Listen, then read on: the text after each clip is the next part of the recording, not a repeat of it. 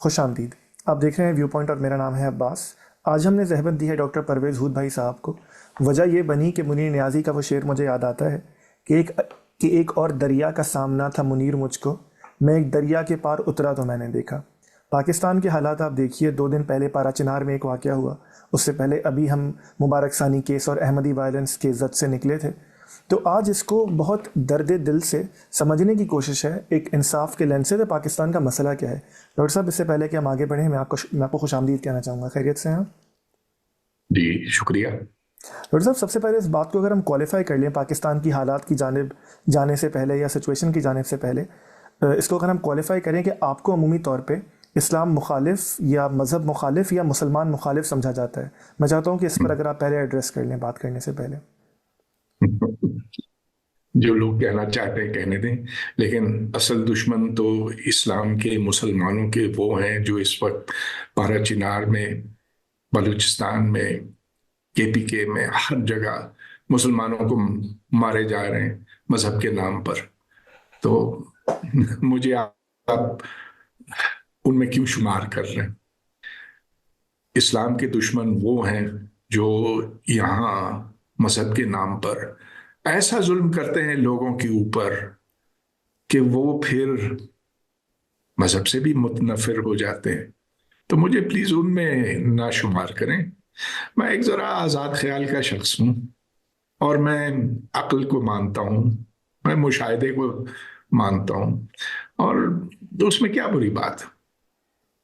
تو کیا وجہ آپ سمجھتے ہیں کہ عمومی طور پہ جب بھی پاکستان میں اینٹی اسلامک لبرلزم کی بات ہوتی ہے، اینٹی اسلامک سیکولرزم کی بات ہوتی ہے، تو سوشل میڈیا پر گاہے بگاہے یوٹیوب پر آپ کا ہی چہرہ چسپاں ہوتا ہے؟ آپ کیوں پوسٹر بوائے بن گئے ہیں؟ ارے بھائی، ان بیچاروں کے پاس اور کچھ کہنے کو کیا ہے؟ جب وہ دلیل کا مقابلہ دلیل سے نہیں کر سکتے، جب ان کے پاس کوئی کہنے کی بات نہیں ہوتی، تو بس پھر یہ بہتان تراشی شروع ہو جاتی ہے.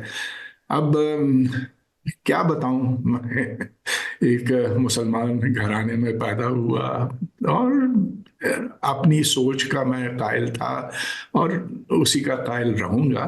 مگر مجھے کسی مذہب سے دشمنی نہیں، البتہ جو اس کے پیروکار ہیں ان سے مجھے گلہ ہے.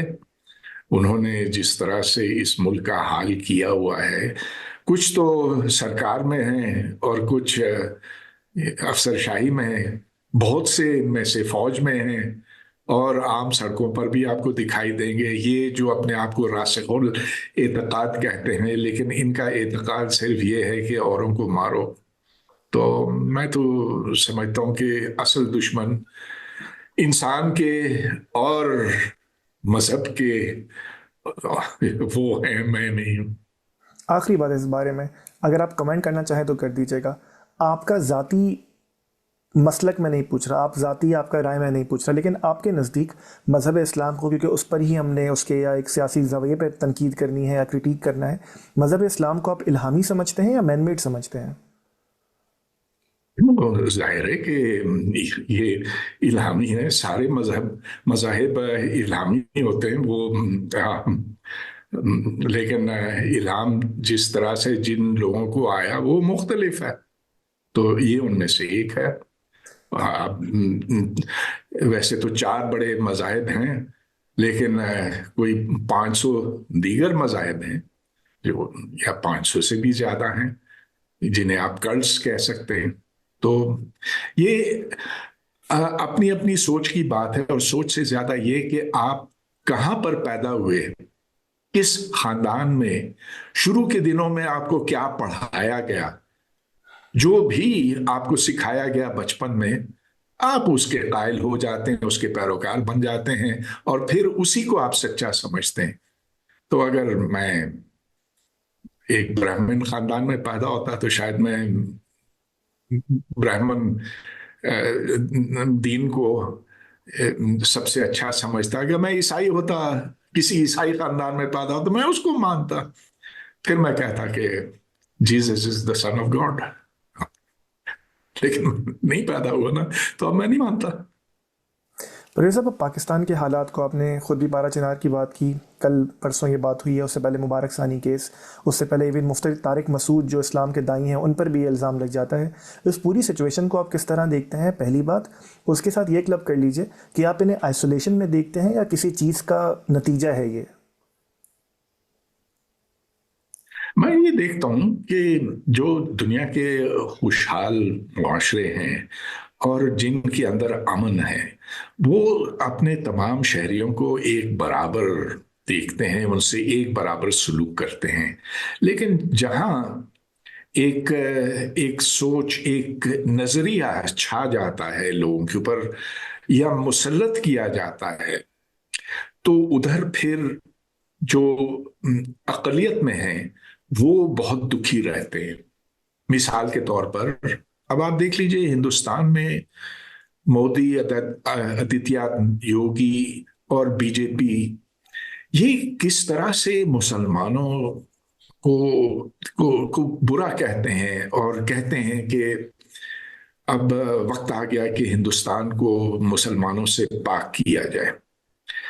اب یہ اس لیے کہ وہ ایک نظریے کے قائل ہیں، بلکہ اس کے مبلغ ہیں. ایسا پہلے نہیں تھا وہاں پر نہرو کے زمانے میں. پاکستان ایسا نہیں تھا جیسا کہ آج ہے شروع کے زمانے میں، اور وہ اس لیے کہ ہم نظریے کی گرفت میں نہیں تھے. جب نظریہ آتا ہے تو پھر عقل بھاگ جاتی ہے. اس پہ آپ نے تین باتیں کی، اس کو یہ کر کے دیکھتے ہیں. آپ نے کہا کہ مائنورٹی کے ساتھ ظلم ہوتا ہے، ہم پارا چنار میں تو یہ کہہ سکتے ہیں، احمدیوں کے ساتھ یہ کہہ سکتے ہیں، لیکن مفتی طارق مسعود پہ ریسنٹلی الزام لگا. وہ تو دیوبند ہیں، خود مفتی ہیں، بڑے میجورٹی کو ریپرزینٹ کرتے ہیں. تو آپ کو کیا محسوس ہوتا ہے کہ ان پر یہ الزام لگ جانا، پھر مائنورٹی کا آرگیومنٹ کہاں پلیس کریں؟ ہاں، تو جب سختی آتی ہے نا ذہن میں، تو پھر آپ آپ کی عقل فارغ ہو جاتی ہے. جب آپ کہتے ہیں کہ تمام سچائی اور جھوٹ کو بس مذہب کی کسوٹی پر رگڑ کے اس کی سچائی معلوم کرنی ہے، تو پھر صرف مذہبی دلائل رہ جاتے ہیں کہ فلاں حدیث میں یہ ہے، قرآن کی فلاں آیت میں یہ ہے. تو پھر آپ عقل اور دلیل سے بات نہیں کرتے. تو یہ مجھے تعجب نہیں ہوتا کہ طارق مسعود، بلکہ جو بھی بڑا مفتی ہے، کہ کسی نہ کسی نے اس کے اوپر ضرور الزام اٹھایا ہوگا. اب ذرا یہ دیکھ لیجئے، ہم سمجھتے تھے کہ طالبان سے زیادہ کوئی کٹر نہیں ہوں گے، کہ وہ تو دیکھیں کیا کچھ کرتے ہیں. 5 وقتی نماز، داڑھی پر اصرار، عورتوں کو گھر میں بند کر دیا. اس سے زیادہ کٹر لوگ کون ہو سکتے ہیں؟ لیکن تعجب کی بات یہ کہ ان سے بھی بڑھ کے اب داعش ان کو مارنا چاہتی ہے. غرض یہ کہ جب یہ مذہبی جنون نکل جاتا ہے، جب بوتل سے نکل جاتا ہے، تو پھر اس کو اس اس جن کو پکڑا نہیں جا سکتا. اور ہر ایک جو ہے، ہر ایک کے اوپر پھر انگلی اٹھا کر کہہ سکتا ہے کہ وہ کافر ہے، کافر ہے، مارو مارو مارو. آپ کو پتا ہے کہ پاکستان میں کتنے زیادہ بھیانک اس طرح کے واقعات ہوتے ہیں. یہاں تک ایک معصوم لڑکی جس نے اپنے لباس کے اوپر، کرتے کے اوپر حلوہ لکھوایا تھا، اس پر ایک ہجوم جمع ہو گیا. کہا کہ اس عورت نے گستاخی کی ہے، اسے پکڑو مارو. خدا کا شکر ہے کہ وہ بچ نکلی وہاں سے. لیکن آپ کو پتا ہے ادھر پاکستان میں تو چٹکی بجانے سے ایک ہجوم جمع ہوتا ہے، اور بعض دفعہ تو وہ پکڑ کے زندہ جلا دیتے ہیں. وہ جو بھی ہو، بس یہاں تک کہ اب گھریلو جھگڑے جو ہوتے ہیں، میاں بیوی کا جھگڑا ہو جاتا ہے یا باپ بیٹی کا ہو جاتا ہے، بس بیوی، اب یہ حال کی بات ہے، بیوی نے کہا کہ میرے شوہر نے قرآن نیچے پھینکا، اور باہر نکل کر اس نے چیخنا شروع کیا. تو وہ پتہ نہیں وہ بندہ آخر میں بچا کہ نہیں. لیکن when you solve your domestic disputes this way, then something crazy is going on. اور جب عمومی طور پہ ہم یہ کہہ دیا جاتا ہے کہ جب بھی کوئی مذہب آتا ہے، میں پاکستان کی جانب جاؤں گا لیکن میں چاہ رہا ہوں اسے کوالیفائی کر لیں، کہ جب بھی کوئی مذہب آتا ہے اپنی ذات میں وہ انہیرنٹلی وائلنٹ نہیں ہوتا یا انہیرنٹلی ایکسٹریم نہیں ہوتا. اگر تو یہ بات ہے، آپ اس پہ کلام کیجیے گا کہ آپ اس کو اسی طرح سمجھتے ہیں. اگر تو اس طرح نہیں سمجھتے یا سمجھتے ہیں تو پھر یہ لاسٹ ان ٹرانسلیشن کیوں ہو جاتا ہے انسانوں تک آتے آتے؟ یہ ساری باتوں پر، سارے مذاہب پر درست صادق نہیں آتا. ذرا یہ دیکھ لیجئے کہ بہت سے کلٹس ہیں، جیسا کہ جونز کلٹ تھا، یا جو سٹار ورشپرز تھا، نووا سپر نووا کلٹ تھا. تو ان میں تشدد تو شروع ہی سے ہے.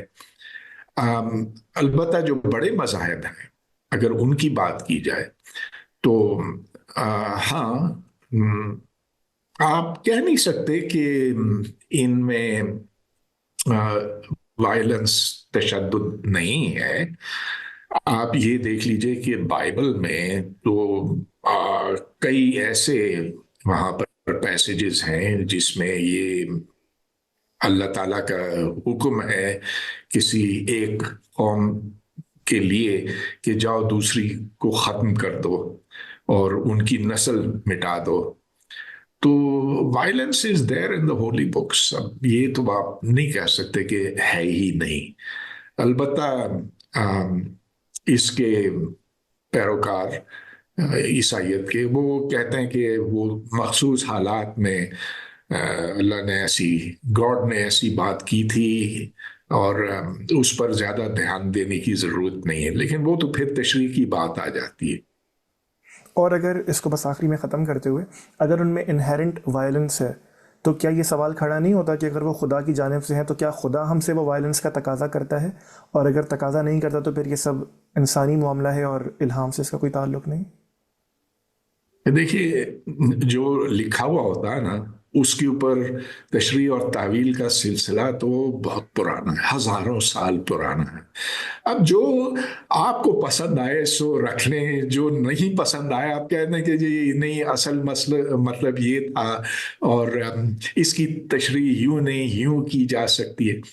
میرے خیال میں اب ٹھیک ہے، ان زمانوں کے لیے شاید وہ کتابیں موزوں تھیں، لیکن اب جو ہمارے اقدار ہیں، جو عمومی انسانی اقدار ہیں، وہ بہت بدل گئے وقت کے ساتھ ساتھ. مثال کے طور پر کسی بھی الہامی کتاب میں اگر یہ اجازت ہو کہ آپ غلام رکھ سکیں، آج تو ہم نہیں کر سکتے. پاکستان کا قانون بھی منع کرتا ہے غلام رکھنے سے. تو چاہے وہ بات کسی کتاب میں ہو یا نہ ہو، یہ ایک جرم ہے پاکستان کے قانون کے مطابق. تو پھر کیا کیجیے؟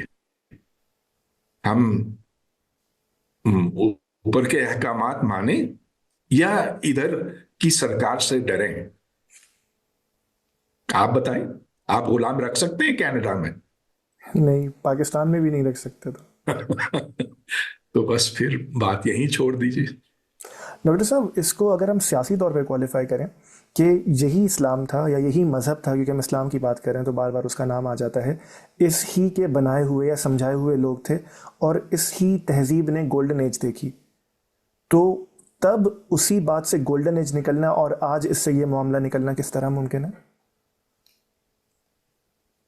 ہاں، تو جو سنہرا دور تھا، ہمیں اس کی وجوہات سمجھنی چاہیے کہ یہ وہ وقت تھا مسلمانوں کا 9ویں اور 13ویں صدی کے بیچ میں، جو ایک یہ وہ زمانہ تھا جب مسلمانوں کے دماغ کھلے تھے، جب باہر کے اثرات، باہر کی تہذیبوں کا اثر قبول کیا جاتا تھا، خصوصاً یونان کی تہذیب کا، جس نے ایک علم کا خزانہ مسلمانوں کے سامنے رکھا.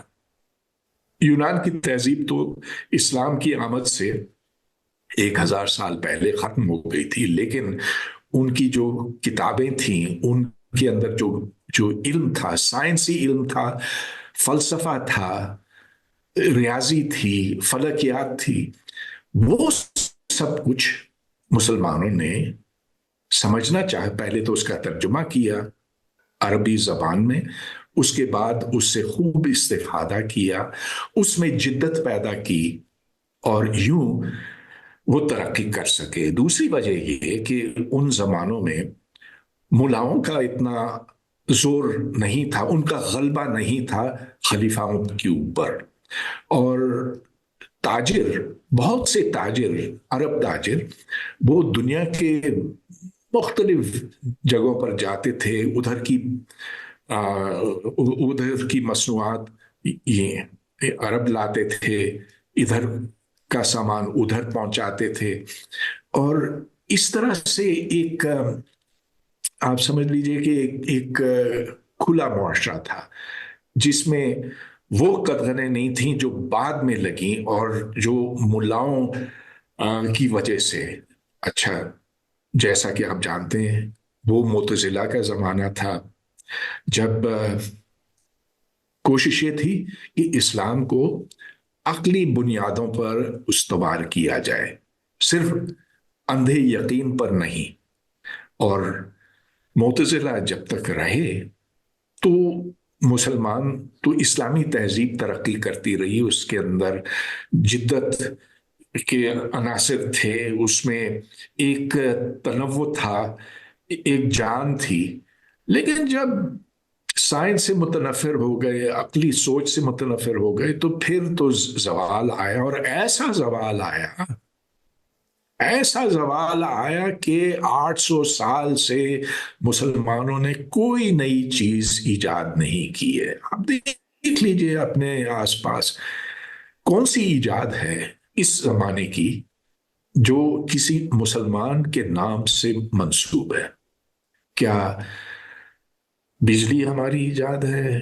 کمپیوٹر، اینٹی بایوٹکس، یہ جو طرح طرح کی ادویات آج کل نکل رہی ہیں، جو جو طب، جو میڈیسن میں ترقیاں ہو رہی ہیں، ان میں کہاں ہے مسلمانوں کا کردار؟ ہاں پہلے تھا، کیوں تھا؟ کیونکہ ذہن کھلے تھے، لیکن جب یہ کہا کہ ہر چیز کا جواب آپ کو قرآن پاک میں ملے گا، اس کے بعد پھر دوسرے علم کی ضرورت ہی کیا رہی؟ ڈاکٹر صاحب، معتزلہ کو بھی مسلمانوں کی میجورٹی نے قبول نہیں کیا۔ آپ یہ بنو عباس کا ایرا بنتا ہے نا، جب گولڈن ایج کی بات کرتے ہیں، اس میں جو خلفاء تھے وہ اچھے خاصے دین کے علماء تھے، فقہ ترقی کر رہی تھی، حدیث کا علم ترقی کر رہا تھا۔ تو اس پوری سچویشن کو میں کس طرح سمجھنے کی کوشش کروں، کمپریہینڈ کرنے کی کوشش کروں کہ معتزلہ جسے آپ عقلی نمونہ بنا کر پیش کر رہے ہیں اسے میجورٹی نے قبول نہیں کیا، اور اس کے برعکس جن لوگوں کے انڈر ترقی ہو رہی تھی وہ تمام مذہب کے علماء تو تھے۔ ہاں یہ بات آپ کی ٹھیک ہے کہ اکثریت نے کبھی عقل کی باتیں نہیں قبول کی ہے، امریکہ میں بھی نہیں قبول کی نا ٹرمپ کو اس وقت ووٹ پھر سے صدر بنا دیا۔ گویا کہ انسان کے اندر وہ خرابی تو ہے کہ ہم بہت جلدی بہکائے جا سکتے ہیں، ورگلائے جا سکتے ہیں، اور ایسا تو ہوا، جو سادہ لوگ ہوتے ہیں انہیں آپ بہت جلدی گمراہ کر سکتے ہیں، اور ظاہر ہے کہ بہت یہ بات میں سمجھتا ہوں کہ ہر ملک کے اور ہر مذہب کے لوگوں کے اوپر صادق آتی ہے۔ اب آپ دیکھ لیجئے کہ انڈیا میں پھر اس پر لوٹتا ہوں، تو ادھر جو اکثریت ہے وہ بیچارے غریب ہیں اور حالات ان کے بگڑے ہوئے ہیں، تو وہ کیا کہتے ہیں کہ بھئی ہمیں اس کا ذمہ دار کون ہے، ہماری غربت، ہمارے افلاس کا ذمہ دار کون ہے؟ تو جب مودی کہتا ہے کہ وہ دیکھو مسلمان ہیں جو اتنی تیزی سے اپنی تعداد بڑھائے جا رہے ہیں، اور جو ان پڑھ ہیں اور جو ہمارے ملک کو پیچھے گھسیٹ رہے ہیں، انہیں یہاں سے فارغ کرو، تو وہ قبول کر لیتے ہیں۔ تو عام لوگوں کی بات آپ چھوڑ دیجئے، ہمیں جو دانشور ہیں ان کی بات کرنی چاہیے۔ تو وہ دانشور اسلام میں ان کی ایک اچھی خاصی تعداد ہوتی تھی ان زمانوں میں جو سنہرا دور تھا۔ تو اس وقت یہودی، مسلمان، عیسائی اور کچھ ہندو بھی مل بیٹھ کر تحقیق کرتے تھے، ایک تبادلہ خیال ہوتا تھا، ایک کھلا ماحول تھا، تبھی تو علم آگے بڑھ سکتا ہے۔ اب آپ امریکہ کی مثال لیجئے تو ادھر دنیا جہاں کے سائنسدان اور اسکالرز جمع ہیں، ان کی یونیورسٹیاں دنیا کی بہترین یونیورسٹیوں میں کیوں شمار ہوتی ہے؟ اس لیے کہ ماحول کھلا ہے۔ ادھر ادھر نظریہ نہیں ہے، نظریہ ایک ایسا زہر ہے، زہر ہلائل ہے جو سوچ کو مار ڈالتا۔ تو جب آپ نظریے سے پاک ہوں گے تب علم آگے بڑھ سکتا۔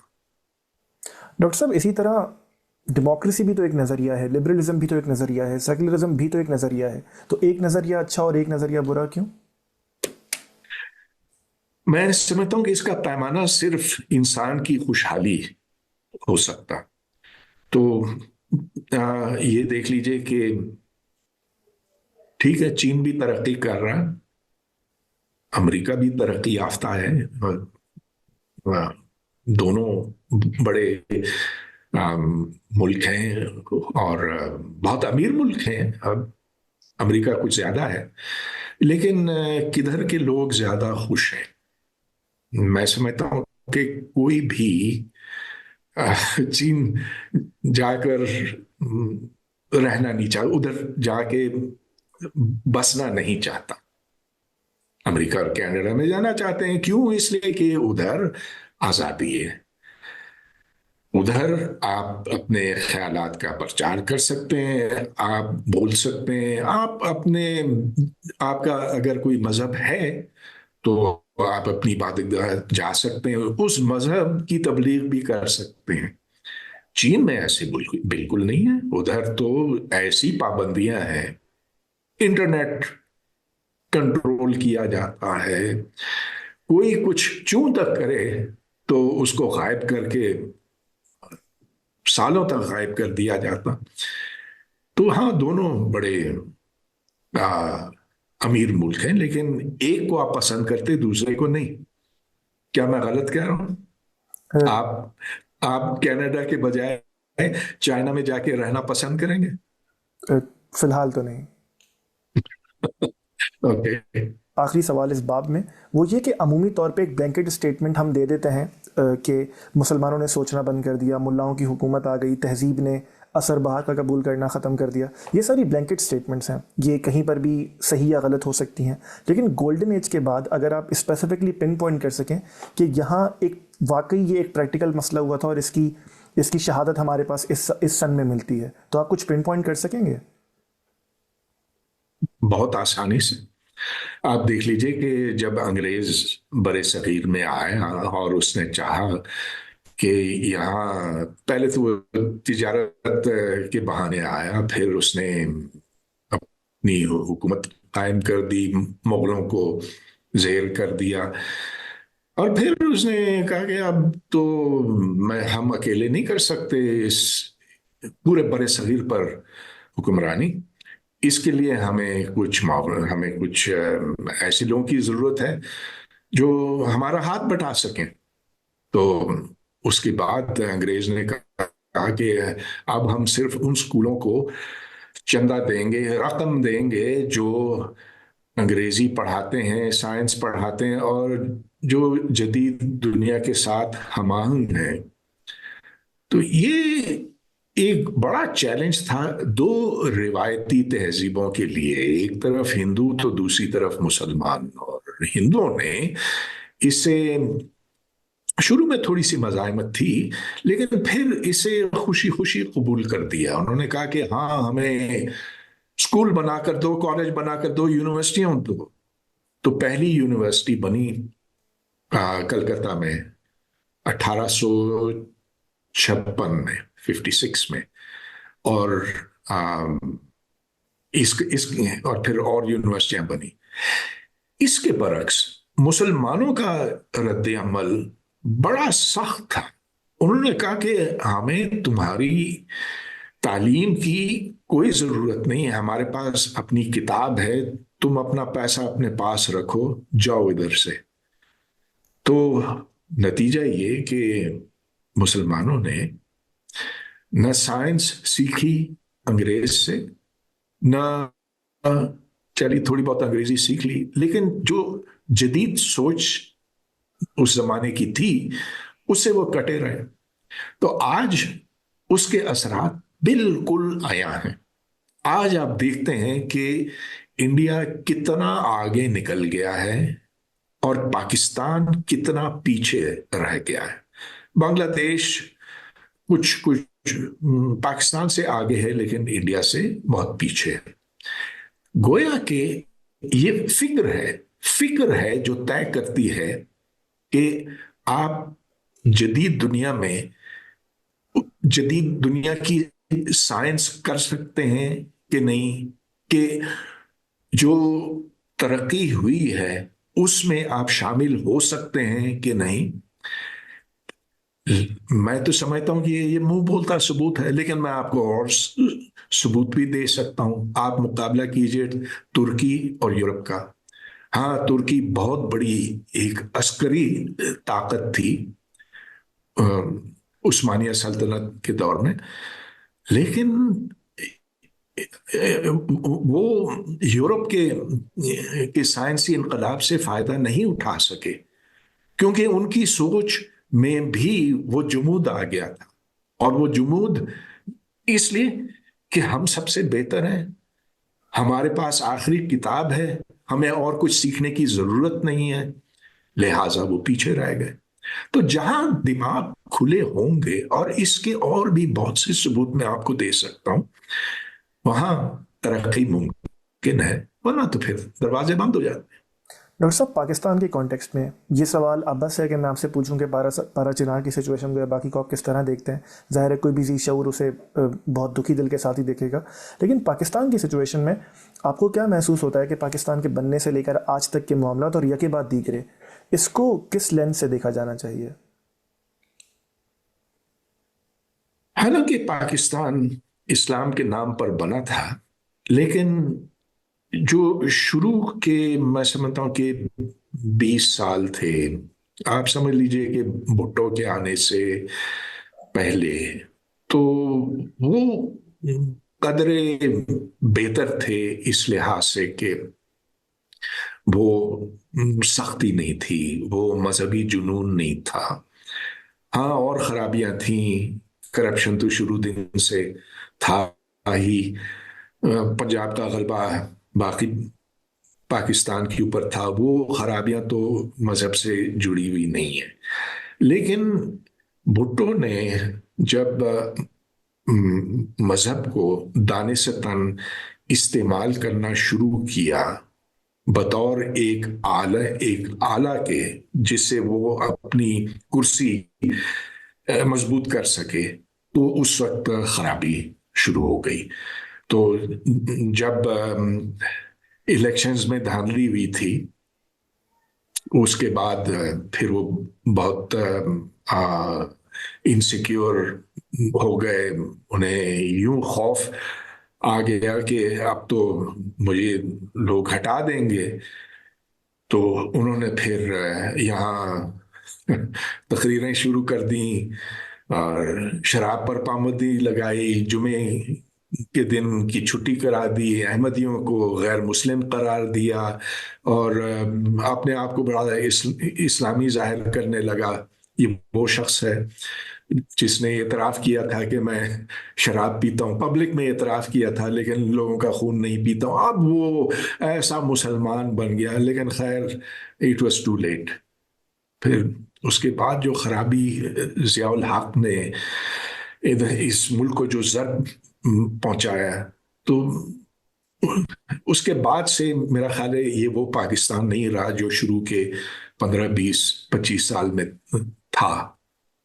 اشتیاق صاحب، معاف کیجیے گا پرویز صاحب، لیکن اس تمام کی بنیاد آپ کو نہیں لگتا فکری طور پہ پہلے ڈال دی گئی تھی؟ آپ آبجیکٹو ریزولوشن کو لیجئے، آپ جناح صاحب کے ان نعروں کو لیجئے، یا اگر ان کی جانب سے وہ پاکستان کا مطلب ہے کہ نعرہ نہ بھی لگایا جائے لیکن اس کی خاموش تائید، اور इस तरह हाँ हाँ क्या? बिल्कुल, हाँ हाँ बिल्कुल ठीक कह रहे हैं। वो जरासीम तो पहले थे, लेकिन इन मैं सिर्फ अपना जाती मुशाहिदा आपको बता सकता हूँ कि हमारे मोहल्ले में ईसाई बहुत से थे। मैं कराची में पला बढ़ा, और एक आप समझ लीजिए कि ठीक मोहल्ला था, बहुत ज्यादा खुशहाल नहीं, मुतवसत तबके का था, लेकिन उसमें ईसाई बहुत से थे, एक आध हिंदू था, बहुत से पारसी थे। वो कुछ थोड़ा सा फासले पर थे, पारसी कॉलोनी में, बंदर रोड पे, लेकिन बहुत से थे। आज वो पारसी जो उस जमाने में कई हजार थे, पता नहीं कितने थे, 25, 30, 50 हजार, आज वो कम होते होते कोई 2000 के लगभग हो गए। और ये वो लोग हैं जिन्होंने कराची बनाया। उनके आप देख सकते हैं कि उनकी बिल्डिंगें जगह जगह पर हैं, और उनका नाम इतना नुमाया होता था, नसरवान जी, कैटरेक, कावस जी, वगैरह वगैरह। आज वो सब पाकिस्तान छोड़ गए। हिंदू तो खैर अब ना होने के बराबर रहे। तो ये शुरू का जो पाकिस्तान था वो ऐसे नहीं था, अब बिल्कुल मुख्तलिफ। और डॉक्टर साहब, आपको इसकी सिग्निफिकेंस क्या लगती है कि एक ब्रोकन रिकॉर्ड की तरह हमारे जैसे लोग सवाल करते रहते हैं कि कितना पीछे जाया जाए और मज़हब को ब्लेम किया जाए और पाकिस्तान की तारीख को और जिन्ना साहब को ब्लेम किया जाए, और आपके जैसे लोग शायद जवाब दे दे के थक जाते होंगे। तो ये कितना अहम या गैर अहम है कि तारीख के तनाजुर में रख के हाल को देखा जाए? कोई बहुत ज्यादा जरूरी नहीं है। मैं आ, अभी हाल में बांग्लादेश गया हुआ था, तो आए में मुझे कोई 6-7 दिन हुए हैं। तो उधर मैंने स्टूडेंट से बहुत बात की, ढाका यूनिवर्सिटी के स्टूडेंट से, उनके साथ स्टडी ग्रुप्स किए, कैंपस में, कैंपस के बाहर, दूसरी यूनिवर्सिटियों के स्टूडेंट से भी मुलाकातें हुई। और एक सवाल मेरा था उनसे कि भाई, पाकिस्तान के बारे में क्या सोचते हो? क्या तुम्हें वो चीज़ बहुत परेशान करती है कि इधर पाक फौज ने कत्ले आम किया था, नस्ल कुशी की थी, जेनोसाइड हमने किया तुम पर? तो कितना है अपने दिल में, क्या क्या महसूस करते हो? तो मैं खुश हुआ इस बात पे कि उन्होंने कहा कि सर, जो हुआ जरूर वो हुआ, हाँ, उसकी यादगारें हैं यहाँ पर, वो हमने तारीख में भी बातें पढ़ी हैं, लेकिन जो हुआ सो हुआ, जाने दीजिए। अब पाकिस्तान बांग्लादेश की दोस्ती होनी चाहिए, हमें क्या। अच्छा, अब अगर यही सवाल मैं करता ना 20 साल पहले, 30 साल पहले, तो मुझे यकीन है कि वो जवाब बिल्कुल मुख्तलिफ होता। लेकिन वक्त के गुजर से वो बीता हुआ जमाना भूला जाता, और अच्छी बात है, क्योंकि हम अपने दिल में वो तमाम चीजें रख नहीं सकते, रखना भी नहीं चाहिए। लिहाजा चलिए, पाकिस्तान एक एक गलत नारे पर बना कि इस्लाम खतरे में है। अरे भाई, कौन से खतरे में थे? में आ इस्लाम उस वक्त, आज तो बल्कि इस्लाम और मुसलमान ज्यादा खतरे में है पाकिस्तान में। लेकिन चलिए भूल जाएं, मेरा मेरा कहना यह है कि भूल जाएं कि पाकिस्तान क्यों बना, कि किन मकासद के लिए बना। और मकसद बिल्कुल वाजे है कि ये जमींदारों और वडेरों और जो जो जालिम तबका था, उसके फायदे के लिए बना, उसके मफादात के तहत बना, ये आम लोगों के लिए नहीं। कभी यहां ज़रूरी इस्लाहात नहीं हुई, कभी जिन्ना साहब ने एक बार भी ये नहीं कहा कि हम इन जागीरदारों से जमीनें छीन कर तुम्हें देने वाले हैं, क्योंकि مسلم لیگ میں جاگیردار ہی تھے. اچھا، غرض یہ کہ یہ باتیں ماضی کی ہو کر رہ گئی ہیں. ہمیں اس خطے میں رہنا ہے اور اچھی طرح رہنا ہے، جس کے لیے ضروری ہے کہ ہم ایک دوسرے کی عزت کریں. کہ پنجاب باقی صوبوں کے اوپر حکمرانی نہیں کرے جس طرح انگریز کرتا تھا. ایک نئے پاکستان کی ضرورت ہے جس میں اہم فیصلے اس ملک کے منتخب نمائندے کریں، فوج نہیں کرے. تو یہ ایک نسخہ ہے، ایک امید ہے، اور میں کیا کہہ سکتا. ڈاکٹر صاحب اس میں وہ ہم لائن بلر نہیں کر رہے کہ بنگلہ دیش والی تاریخ تھی اور ہماری فکر ہے؟ تاریخ کو تو بلایا جا سکتا ہے، فکر کو کس طرح بلایا جا سکتا ہے؟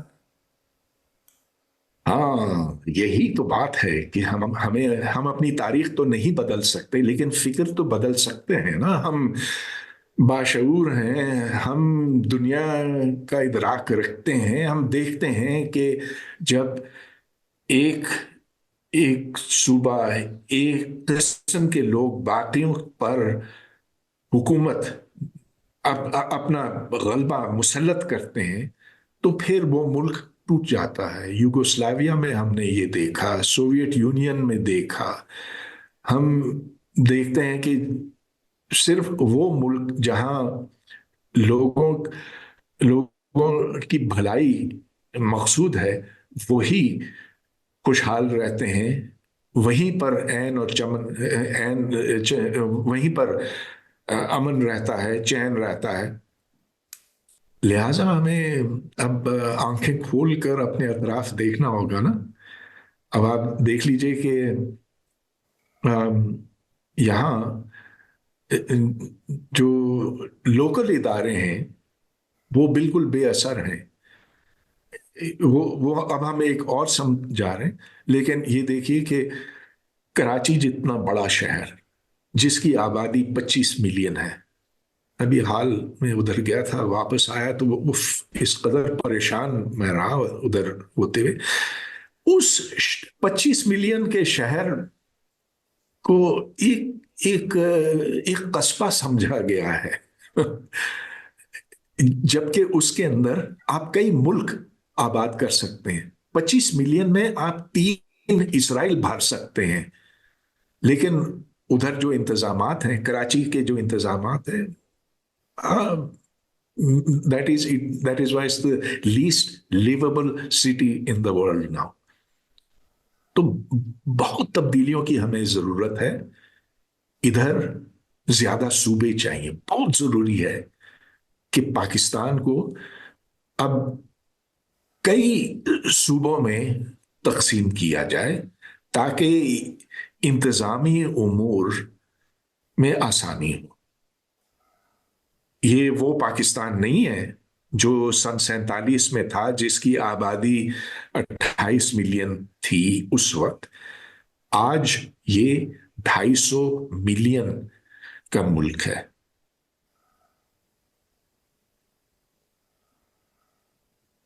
ڈاکٹر صاحب اس میں آپ کو لگتا ہے کہ اکانومی کا بھی بہت ہاتھ ہے، اکانومی کے چلنے کا؟ اگر آپ بنگلہ دیش کی اگزامپل ہی دیکھیے کہ تاریخ ذہن سے محو شاید اس لیے بھی ہو گئی کہ جو بنیادی انسانی مسائل ہیں وہ بہتر ہو گئے، اکانومی کے پہیے نے چلنا شروع کر دیا.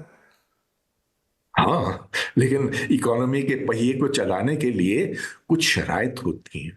اور ایک تو یہ کہ سیاسی طور پر استحکام ہونا چاہیے. چلیے وہ نہ بھی ہو، اور اب بنگلہ دیش میں نہیں ہے نا، اب ادھر کافی ہلچل مچی ہوئی ہے.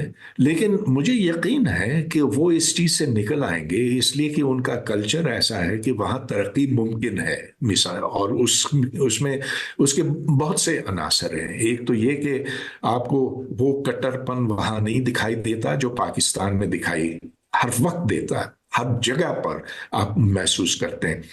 ہاں، بنگلہ دیش میں بھی ایسے لوگ ہیں لیکن ان کی تعداد قدرے کم ہے. مگر میں اس بات سے بڑا خوش ہوا کہ ادھر خواتین جو لیبر فورس میں شامل ہیں ان کی تعداد تقریباً 40-45% ہے. پاکستان میں بمشکل 5% لیبر فورس میں شامل ہوں گی. اور یہ میں نے دیکھا کہ یونیورسٹیوں میں شخصی آزادی نسبتاً بہت زیادہ ہے بنسبت پاکستان کے. تو یہ وہ چیزیں ہیں جو ترقی گارنٹی کرتی ہیں. آپ ٹھیک ہے بنگلہ دیش اتنا کھلا نہیں ہے جتنا کہ انڈیا ہے، لیکن جو ملک زیادہ کھلا ہوگا اس کے لیے ترقی کرنا نسبتاً زیادہ آسان ہوگا. اچھا، جہاں تک معیشت کی بات ہے، دیکھیے پاکستان کی معیشت تو اس پر چلتی رہی ہے کہ ہمارے اطراف میں جنگیں ہوئی ہیں. ہم نے بھرپور طور سے امریکہ کا ساتھ دیا وہ اس کولڈ وار کے زمانے سے. لیکن ہماری تو لاٹری نکل آئی نا جب سوویت یونین نے افغانستان کے اوپر حملہ کیا. اور 79 میں جب وہ حملہ ور ہوئے تو اس وقت تو پھر ڈالر کی بوریاں یہاں آنے لگیں. ہم ہمارے فوجی بہت خوش ہوئے، ہمارے ISI والے بہت خوش ہوئے، انہیں موقع ملا کہ اپنا اثر و رسوخ بڑھائیں، اپنی طاقت بڑھائیں. اور پھر وہ پاکستان کو ایک ایسی سمت لے گئے کہ اب جب افغانستان طالبان کا ہو گیا اور ہم نے طالبان کو وہاں پہنچایا، اور دنیا کہتی تھی کہ مت کرو مت کرو، لیکن پاکستان اس پہ اڑا رہا اور آج ہم اسی کی مار کھا رہے ہیں. آج ہم یہ شکایت کرتے ہیں کہ TTP کو افغان حکومت سہارا دے رہی ہے، لیکن وہ تو ہمارا اپنا کیا کرایا ہے نا، اور کسی کا تو نہیں تھا. ڈاکٹر صاحب، بنگلہ دیش کے لوگوں میں ابھی ہم نے دیکھا کہ انہوں نے حسینہ واجد کا تختہ الٹا. آپ کو کیا کیمیائی فرق نظر آتا ہے خاص طور پہ وہاں کے جوانوں میں، کہ اگر آپ اس کو پاکستان کے جوانوں سے متفرق کر سکیں کہ وہاں پوری قوم گویا اٹھ کھڑی ہوئی، اور ہمارے پاس، ہم جیسے آپ نے کراچی سے کہا، میں خود کراچی سے ہوں، 15 سال ہونے کو ہے، وہاں کا جو مین یونیورسٹی روڈ ہے وہ آج تک بن نہیں سکا. آپ نے شاید دیکھا بھی ہوگا. ہمارے پاس جس طرح کی سچویشن پاکستان میں اکانومی کی ہے، ریاست کی ہے، مذہب کی ہے، فوج کی ہے، ہمارے لوگ کیوں نہیں کھڑے ہو پاتے؟ ہاں، شاید اس لیے کہ بنگلہ دیش جس سبب بنا وہ ایک وہ ایک کلچر کی بنیاد پر بنا، اور ایک زبان کو انہوں نے اتنا عزیز سمجھا کہ یہ وہ چیز تھی جس نے اس کو پاکستان سے جدا کیا.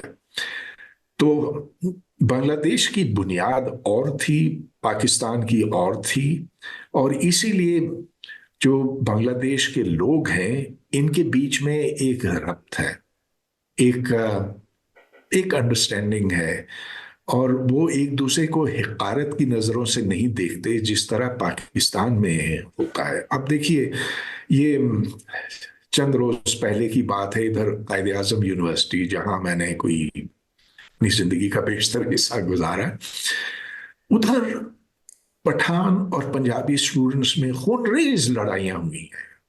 اور کبھی بلوچ اور سندھی کے بیچ میں ہو جاتی ہیں، کبھی سندھی اور پنجابی کے بیچ میں ہو جاتی ہیں. تو یہ فرق ہے بنگلہ دیش اور پاکستان میں کہ وہ ایک قوم ہے، جبکہ پاکستان کئی قوموں پر مشتمل ہے. یہ جو جناح صاحب کا کہنا تھا کہ بس 2 قومیں ہیں، ایک ہندو اور ایک مسلم، اس سے زیادہ غلط بات کوئی نہیں ہو سکتی. وہ یہ جو 2 قومی نظریہ ہے یہ تو بالکل جھٹلا دیا گیا. اٹ واز ٹوٹلی فالسیفائڈ ان 1971، جب بالکل یہ واضح ہو گیا کہ مذہب کبھی ایک ملک کو اکٹھے نہیں رکھ سکتا. لیکن ہمارے حکمرانوں نے یہ بات نہیں سیکھی ہے. آج بھی وہ کہتے ہیں کہ جو 2 قومی نظریے کے خلاف بولے گا اس کو 10 سال قید ہوگی. ارے بھائی، آپ کے سامنے یہ فیل ہو گیا. کیا وجہ ہے کہ اب یہ میں اس کو بہت افسوسناک سمجھتا ہوں. بلوچستان میں یہ کچھ 2-3 ہفتے پہلے گاڑیاں روکی، بسیں روکی گئیں، ادھر مسافروں کو نیچے اتارا گیا، ان کے شناختی کارڈ دیکھے گئے، اور جو پنجابی تھے، یہ بیچارے مزدور طبقے کے تھے، انہیں الگ کر کے انہیں مار دیا گیا. دس از اٹر انہیومینٹی. اور اب ہم یہ شیعہ سنی فساد دیکھتے ہیں. شیعوں کا قتل عام پارا چنار میں، یہ کہنا چاہیے. اور احمدیوں کی تو آپ بات ہی نہ کریں. جو ہندو ہیں وہ ڈرے ڈرے پھرتے ہیں، ان کی بچیوں کو یہ میاں مٹھو جیسے لوگ اٹھا کر مسلمان بنا دیتے ہیں، بھگا دیتے ہیں، اور قانوناً یہ جائز ہے. پاکستان کا قانون اس کو منع نہیں کرتا کہ آپ کسی ہندو کی بیٹی کو اٹھا کر بھگا دیں، اسے مسلمان کر دیں، گو کہ وہ 16-17 سال کی ہے، 15 کی ہے. تو کیا بتاؤں. جب 7ویں صدی کے طور طریقے 21ویں صدی میں لائے جاتے ہیں تو اس کا یہی انجام ہوتا. ڈاکٹر صاحب، جب میں نے آپ سے یہ سوال کیا کہ بنگلہ دیش، جیسے پچھلا سوال کہ بنگلہ دیش میں کیا کیمیائی فرق ہے، تو آپ نے ان کی تاریخ کا ہی حوالہ دیا کہ وہ جس بنیاد پہ بنے تھے. میں صرف کانٹرڈکشن کلیئر کرنا چاہ رہا ہوں، اگر ایک پاسبل کانٹرڈکشن ہے. اور 2 سوالات پہلے جب میں نے عرض کیا کہ تاریخ کی کتنی اہمیت ہے اس بات کی، تو آپ نے کہا کہ اتنی اہمیت نہیں ہوتی. تو ایک سوال میں اہمیت نہیں تھی اور ابھی بنگلہ دیش کی تاریخ کا ہی حوالہ دیا گیا. ہاں دیکھیے، تاریخ تو ضرور اہمیت رکھتی ہے، لیکن اس کو بھلایا بھی جا سکتا ہے. وہ حالات کے اوپر منحصر ہے. اگر کوئی آپ سے کہے کہ ہاں ٹھیک ہے وہ جنگیں ہوئی تھی، آپ دیکھیے فرانس اور جرمنی کے بیچ میں بھی بڑی خونریز جنگیں ہوئی تھیں، اتنی کہ آپ تصور ہی نہیں کر سکتے. وہ جرمنی کا تو ایسا حال کر دیا تھا، ہو گیا تھا کہ ادھر کھیتوں میں کسان رہی نہیں تھے، ادھر پھر فاقہ پڑا. تو ضرور تاریخ سے فرق پڑتا ہے. لیکن آج دیکھیے جرمنی اور فرانس کے بیچ میں کس قدر امن ہے. اگر پیار نہیں ہے تو امن تو ہے. اچھا، پھر آپ نے مجھ سے جو پوچھا نا کہ بنگلہ دیش اور پاکستان کے لوگوں میں ان کی کیمیا میں کیا فرق ہے. ایک بات تو میں نے یہ دیکھا کہ بنگلہ دیش کے لوگ ادب سے بہت دلچسپی رکھتے ہیں اور وہ پڑھتے بہت ہیں. ان کے اخبارات بنگلہ میں تو خیر میں نہیں پڑھ سکتا، لیکن انگریزی کے بڑے اچھے معیار کے ہیں. اور ان میں وہ مایوسی مجھے نہیں دکھائی دی جو مجھے پاکستانی نوجوانوں میں دکھائی دیتی ہے. وہ بڑے پر امید ہیں. غربت وہاں ہے، بے روزگاری وہاں پر ہے، لیکن جو جو پاکستانی نوجوان جس ڈیسپریشن کا شکار ہو گیا، وہ مجھے وہاں پر نہیں دکھائی دیا. اور ڈاکٹر صاحب، اس میں اگر میں ایک بہت کیٹیگورک سوال کر سکوں، آپ خود کو آسما جہانگیر صاحبہ ہمارے پاس گزری، اس طرح کے کتنے ہی لوگ، آپ اس میں اپنا فیلئر سمجھتے ہیں کہ آپ کی بات عوام قبول نہیں کر سکے؟ اور صرف آج نہیں، اگر تاریخی حوادث میں دیکھا جائے تو جناح صاحب کی بات قبول کرنے کے لیے لوگ تھے، آزاد کی بات قبول کرنے کے لیے لوگ نہیں تھے. ہاں تو آج مودی کی بات بھی نا بہت دور دور تک پھیل رہی ہے. آپ مقبولیت کو چھوڑیں، آپ یہ دیکھیں کہ ٹرمپ جیسا، میرے پاس الفاظ نہیں ہے لیکن ٹھیک ہے میں اس کو اچھا نہیں سمجھتا، لیکن ٹرمپ کی مقبولیت، اس کے اسباب تو کوئی ماہر نفسیات ہی بتا سکیں گے. ایسا گندا آدمی جو یہ عورتیں خریدتا تھا، جو یہ کہتا تھا کہ I can walk down Wall Street या Manhattan and kill someone, shoot someone, and I will still be elected. जो समझता है कि वो कानून से, अमेरिका के कानून से बाला है, वो कैसे बन गया सदर? तो मकबूलियत को छोड़िए, वो कोई पैमाना नहीं होता। इमरान खान भी बहुत मकबूल है, लेकिन जो उसके पीछे चलने वाले हैं, उसका कोई जादू है, इन लोगों का कोई जादू है, वो मैं नहीं जान सकता। और आप ये जान सकते हैं, आपके आखिरी सवाल को ही मुस्तार लेते हुए अगर आप जवाब देना चाहें, कि आसिम मुनीर साहब, कैटेगोरिक सवाल है, हमारे पहले आर्मी चीफ हैं जो मज़हब का बारहा हवाला भी देते हैं, उसको इस्तेमाल भी करते हैं, हाफिज़ भी हैं। तो क्या तारीख़ के तनाजुर में हम ये सोच सकते हैं कि उनका असर अच्छा या बुरा बाकी तमाम आर्मी चीफ से ज़्यादा पड़ेगा पाकिस्तानी सोसाइटी पे? भाई एक आर्मी चीफ तो हमने देख लिया, जनरल जियाउल हक। वो तो एक मिशन के तहत इस्लाम उसने फैलाने की कोशिश की पाकिस्तान में, जिसके असरात तो पता नहीं कब जाके खत्म होंगे, अगर कभी खत्म हुए तो। जहां तक आसिम मुनीर का ताल्लुक है, मेरा ख्याल है कि ना उनमें वो जोर है जो जियाउल हक में था, और ना ही उसकी इतनी कबूलियत है। तो ऐसे है कि हम इधर के लोग इस वक्त फौज की बात सुनने के लिए तैयार नहीं है, और फौज के जो COAS है उसको सोशल मीडिया पर जो बुरा भला कहा जाता है, इस वजह से सोशल मीडिया के ऊपर अब यहाँ पाबंदियां लग गई हैं, ट्विटर खत्म कर दिया है वगैरह वगैरह, इंटरनेट इतना स्लो कर दिया है। तो फौज का इस वक्त मेरा ख्याल है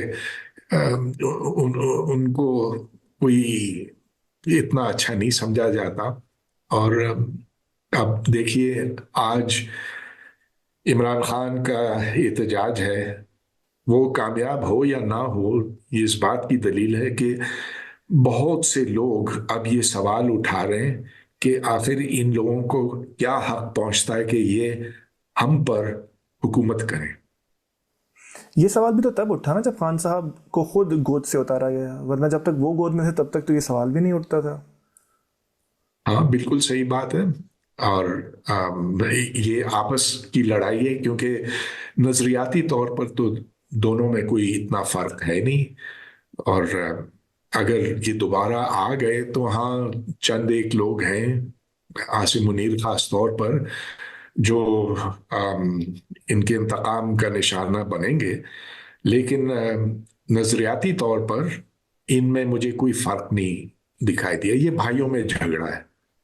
और आपने ये कहा कि फ़ौज की इतनी कबूलियत नहीं है, इतनी कबूलियत तो है कम अज़ कम कि अब आर्मी चीफ 5 साल के लिए रहा करेंगे। वो तो कबूलवाया गया ना। अब ये कोई अवाम की मर्जी से तो नहीं हुआ, ये तो इसलिए कि हुकूमत पहले उन्होंने बिठाई, उस हुकूमत ने फिर फौज को इस तरह से नवाजा। और परवेज साहब, आपको ये कुछ प्रिविलेज महसूस होता है कि जो बातें और इस तरह नाम लेकर मज़हब के उसकी क्रिटिक में भी, और आसिम मुनीर साहब की क्रिटिक में भी, जो आप पंजाब में बैठ के कर रहे हैं, शायद ये कराची में बैठ के या बलूचिस्तान में बैठ के नहीं की जा सकती? की जा सकती है, क्यों नहीं की जा सकती है। उन्होंने लड़ने के और मौसर तरीके निकाले हैं, हमारी तो सिर्फ सीधी सादी गुफ्तगू हो रही है, इसमें क्या मजायका। और इस सीधी सादी गुफ्तगू के दरमियान में कई बार आपके चेहरे ने ये बताया कि आपको तकलीफ़ भी है पाकिस्तान के हालात को देखते हुए, आपने उसका तज़किरा भी किया। तो आज पाकिस्तान में रहने का क्या इंसेंटिव है आपके पास? मैं इधर ही का हूँ, तो बहुत वक्त गुजारा है, मजीद आखिरी वक्त भी इधर ही गुजारूंगा, तो क्या इसमें कोई बड़ी बात नहीं है। और यहाँ अच्छे लोग बहुत हैं, उन जिनसे मिलकर दिल खुश होता है। हाँ, काश के और ज्यादा होते, काश के ये मुसीबतें ना होती, लेकिन मुल्क तो अच्छा है, क्या खराबी। और इसी मुल्क में बढ़ता हुआ TLP का फिनोमेना आप देखते हैं। बहुत सारे फिनोमेनाज हमने देखे जो सियासी गलबा नहीं हासिल कर सके। TLP को नज़र आता है कि वोट भी मिलते हैं, और जिस तरह हमारी सियासत का रुख होता है, کچھ نہیں پتا کہ کبھی اسٹیبلشمنٹ کا ان کے ساتھ اتحاد ہو جائے اور کبھی ہم ٹی ایل پی کا وزیر اعظم بھی دیکھیں. سیاست کو اپنی جگہ رکھتے ہوئے جو فکری غلبہ آپ کو ٹی ایل پی کا نظر آتا ہے، اس میں آپ کو کتنا خوف یا امید کی کرن نظر آتی ہے؟ ہاں، بہت بڑا چیلنج ہے. ٹی ایل پی ویسے ہی ہے جیسے ٹی ٹی پی ہے. ایک دن پھر یہ ہمیں ڈسنے لگے گی، اور اب بھی ڈس رہی ہے.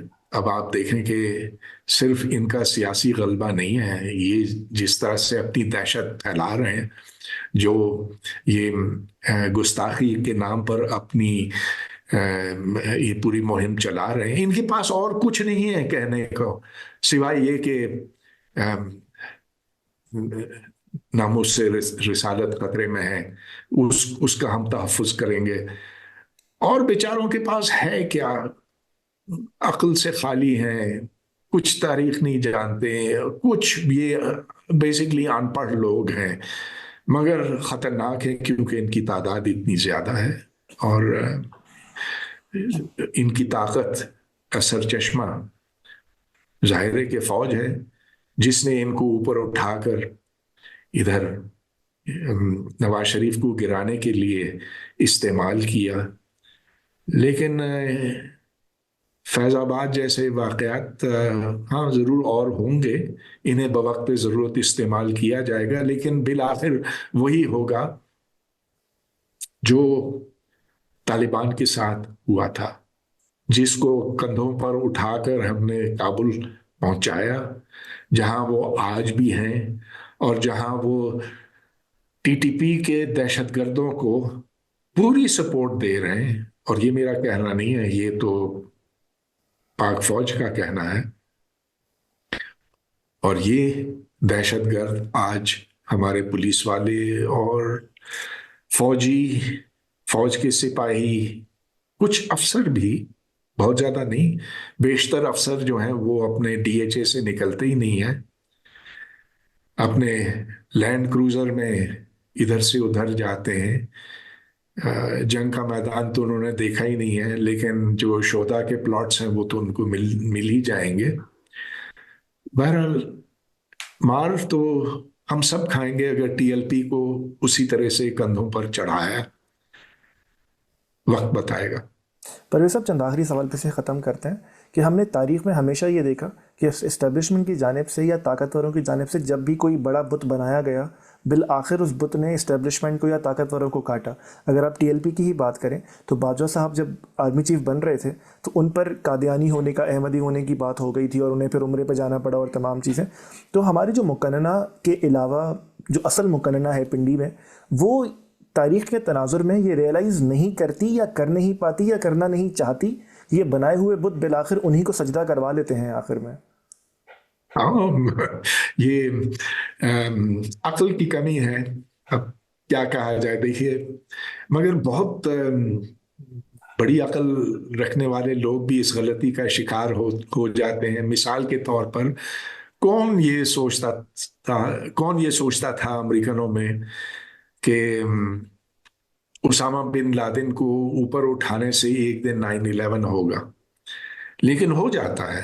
جب آپ سانپ پالتے ہیں تو پھر وہ نکل آتے ہیں.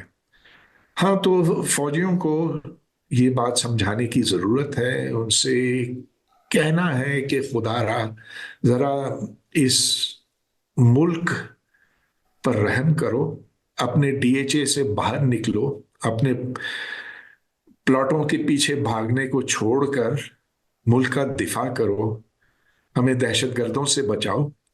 تو ہم آپ کے پھر بڑے ممنون ہوں گے، ہم آپ کے بڑے معتقد اور مشکور ہوں گے. ٹی ایل پی کے فنومنا کو سائڈ پہ رکھتے ہوئے ہم نے پارا چنار کی بات کی، اس سے پہلے احمدی رائٹس ہم نے دیکھے، بلاسفمی والا معاملہ دیکھا. اس کے کنٹراسٹ میں اگر آپ نیوز کو دیکھیں یا ہمارے سیاستدانوں کا معاملہ دیکھیں کہ آرمی اس پورے معاملے میں زیادہ اہم یہ تھا کہ اس پر بات نہ کی جائے اور آرمی چیف کو 5 سال دے دیے جائیں. تو یہ انسینسٹیوٹی ہے، انڈیفرنس ہے، یا کیا لفظ اس کے لیے بہتر استعمال کیا جا سکتا ہے؟ بس اس میں صرف ذاتی مفادات کی بات ہے اور کچھ نہیں.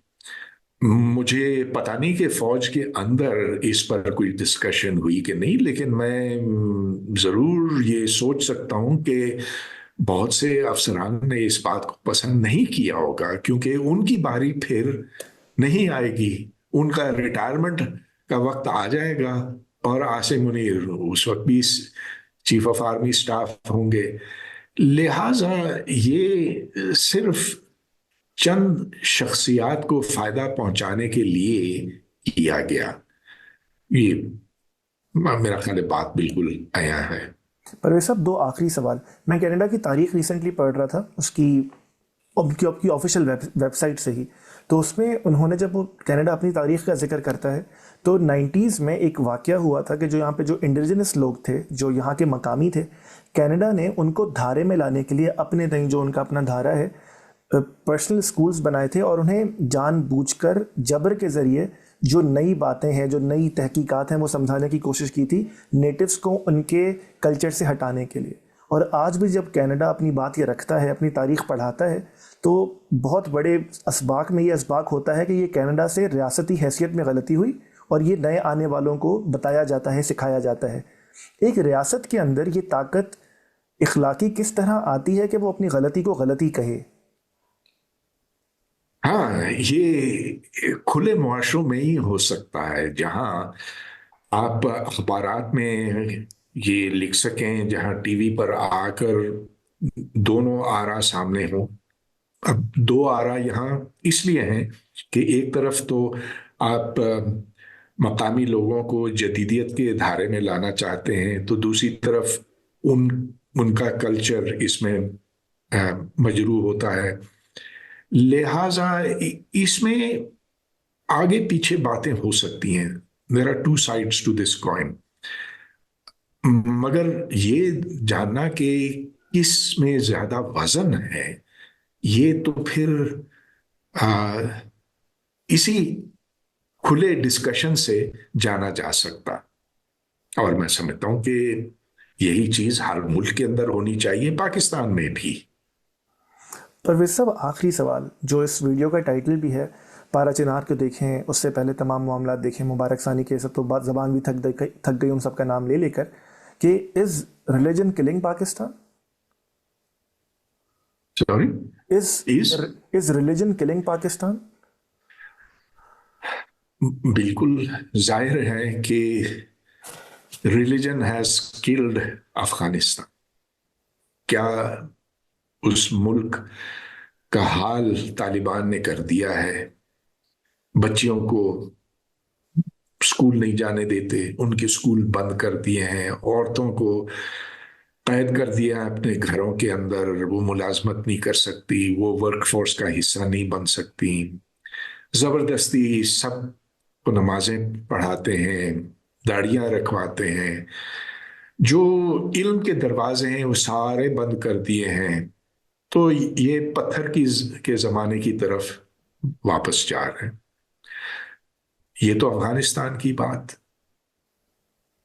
سعودی عرب بھی تو ایسے ہی تھا نا، لیکن سعودی عرب میں ہوش آ گیا، انہوں نے جدید دنیا کو دیکھا اور اپنے آپ کو دیکھا اور کہا کہ یہ چیز تو ہمیشہ تک نہیں چل سکتی، لہذا ادھر اب جو تبدیلیاں آئی ہیں وہ بہتوں کے لیے، بشرا بی بی سمیت، بہت پریشانی کا باعث ہے۔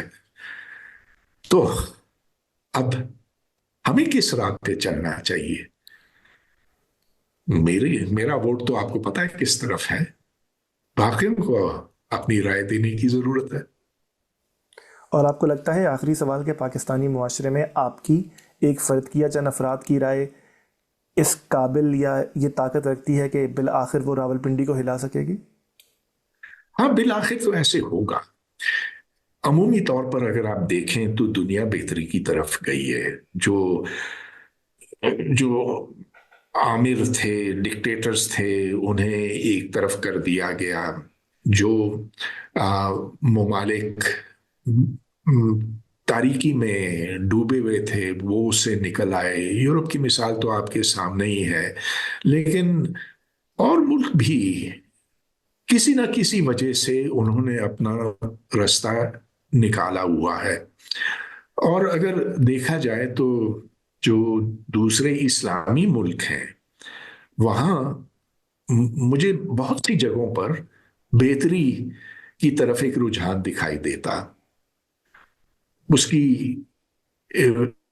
دلیل یہ ہے کہ آپ انڈونیشیا یا الجیریا یا مراکش ان جگہوں پر جائیں تو آپ کو دنیا جہاں کے لوگ ملیں گے. فارنرز آتے ہیں ادھر، انہیں وہ خوف نہیں محسوس ہوتا جو پاکستان میں محسوس ہوتا.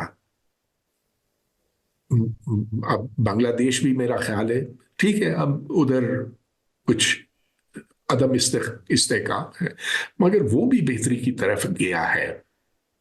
تو ہم یہ امید کر سکتے ہیں کہ ایک دن پنڈی کو زیر کیا جائے گا کہ یہاں جو مذہبی جنونی طاقتیں ہیں ان کو قابو کیا جائے گا، اور یہاں ایک خوشحال اور ایک ایوریج قسم کا معاشرہ ہوگا. ڈاکٹر صاحب میں آپ کے وقت کا بے حد شکریہ ادا کرتا ہوں.